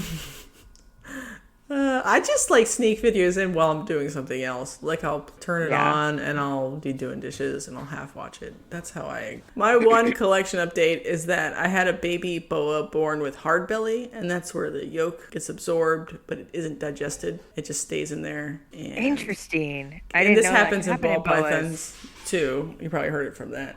But yeah, it definitely happens in boas. And so I tried to palpate it out, because if you don't palpate it out, they will starve to death and die, because it'll just be like an obstruction. It didn't come out, and then I gave him a break, and then he died. His umbilicus hadn't fully closed. Yeah, he was done for. But that was interesting, in quotes, because it's just an interesting experience. Another terrible thing that can happen with living things that you have get born. He was from the first litter. Hard belly is different than like big belly, where they're like bloated and full of shit and they don't want to poop properly. It's just the undigested yolk that doesn't make it. So that's something to look out for. You have to do this in ball pythons too. If they, I don't even know what process it's doing. It just does not decay correctly and get digested. So any other collection updates? I'm mostly waiting on eggs, and for like the second round of colubrid eggs that have already been laid to hatch. Eggs from ball pythons anyway. Yeah, I had some important relay sheds in the last few weeks. My 2 clown girls. One went to my G-stripe, so they're going to be double het girls, double het babies. And then one, my pastel clown, went to my DG pin Posat cryptic to prove him out. So I'm hoping to get pastel kryptons at Desert Ghost out of them. Those will be good pairings. Fun. Yeah, so those are some pretty exciting ones. How many hundreds of holdbacks are you going to have this year? 200 or 300? Like, yeah, at least 100, probably.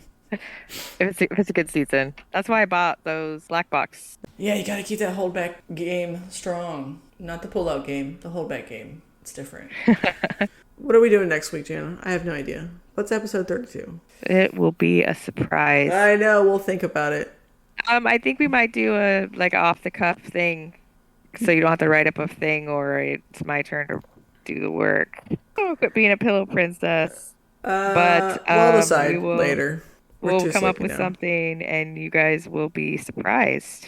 Surprise! Yeah, maybe we'll do like a live or off the cuff or something. I don't know. Yeah, I've been watching I've been watching some random people's lives on YouTube. Like Warful Morphs and Thanks for the Memories and Proper Royals and whatever. Like some of the people like that who will do a longer form. And, 5 to 10 people are in the chat. Maybe 20. Who gives a fuck? That's fine. They should keep doing it. Like they're doing fine. They're having fun. I'm not stressed at all if we went to a live and had 5 to 10 people. Does it fucking matter? No, because on the download later on, people will watch it. I just need to make sure I can strip the audio from it at the same time. All right, bye. See you guys later. See you next week. See you next week. All right. Bye. Bye.